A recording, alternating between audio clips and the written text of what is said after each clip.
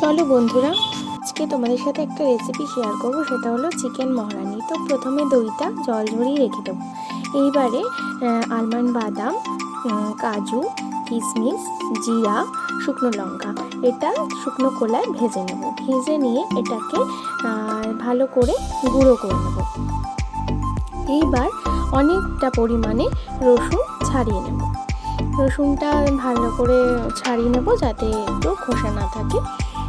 আর তার সাথে করে নেব দুটো বড় বড় পেঁয়াজ। সেটা মাংসের আন্দাজ অনুযায়ী তোমরা কিন্তু দেবে।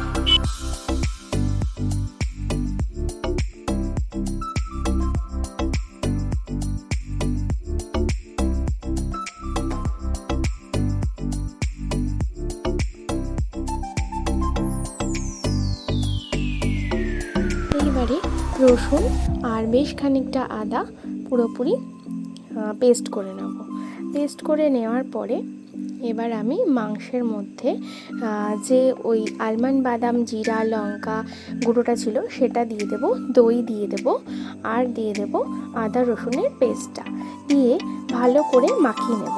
মাখিয়ে নিয়ে তারপরে কিন্তু আমি আধা ঘন্টা থেকে 1 ঘন্টা ম্যারিনেট করে রাখবো। সেটা তোমরা যদি আরও আগে করে সেটা যদি অনেকক্ষণের জন্য রাখতে পারো সেটা আরও বেস্ট হয়। তো তোমরা তোমাদের সময় অনুযায়ী করবে, যতক্ষণ ম্যারিনেট করবে তত কিন্তু মাংসের রেসিপিটাও ভালো হবে, স্বাদ হবে, মাংসটা খেতে সুস্বাদু হবে। আর আমি এর মধ্যে দিয়ে নিলাম আন্দাজ মতো নুন, দিয়ে এটাকে ম্যারিনেটে রেখে দিলাম। এবার আমি কড়াই বসিয়ে দিয়েছি। কড়াইয়ে তেল গরম হতে দেবো। একটু বেশি পরিমাণ তেল লাগবে, বেশি মানে খুব বেশি না, মিডিয়াম। এবার তেলের মধ্যে কুচনো পেঁয়াজগুলোকে ভালো করে বেরেস্তার মতন করে ভেজে নেব। বেরেস্তা করব পেঁয়াজগুলোকে, তো সেইভাবে ভেজে নেব। বেশি ভাজবে না, তাহলে কিন্তু পুড়ে যাবে। আমার একটু জাস্ট মানে কয়েকটা পেঁয়াজ একটু পোড়া লেগে যাচ্ছিল। তো তোমরা অবশ্যই লক্ষ্য রাখবে যাতে পেঁয়াজটা কিন্তু পুড়ে না যায়। এবার সেটা আলাদা করে একটা বাটিতে সরিয়ে রাখবে।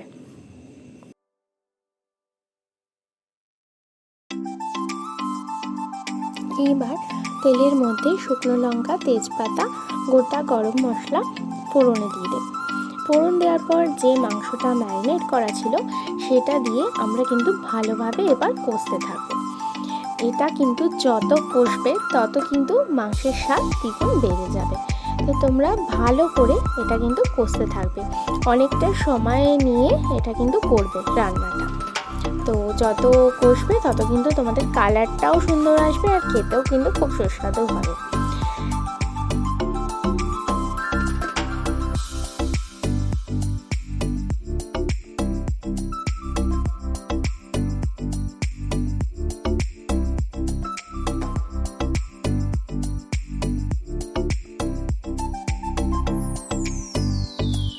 আমার না মাংস কষাতে কিন্তু খুব ভালো লাগে। তোমাদের কার কার ভালো লাগে কমেন্ট করে জানাবে।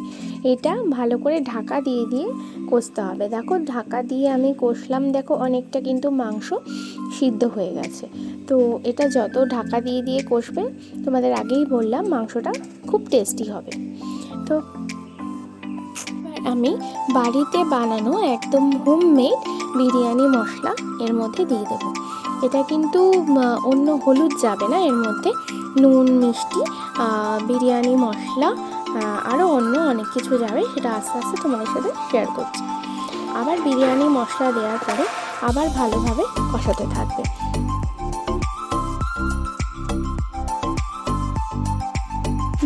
বাটিতে যে ম্যারিনেট করা ছিল সেইটা কিন্তু একটু জল দিয়ে আমি সেই জলটুকু দিয়েছি, আমি কিন্তু বেশি জল দিইনি। এটা একটু গামাখা হবে, এটা কিন্তু খুব ঝোল হবে না।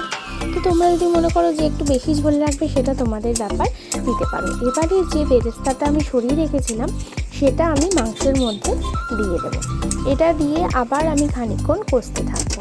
কষানো হয়ে গেলে এবার আমি এর মধ্যে দিয়ে দেবো কাসৌরি মেথি, আর সামান্য পরিমাণ মতো চিনি, স্বাদ মতন, আর দিয়ে আবার ভালো করে এটাকে কষতে থাকবো।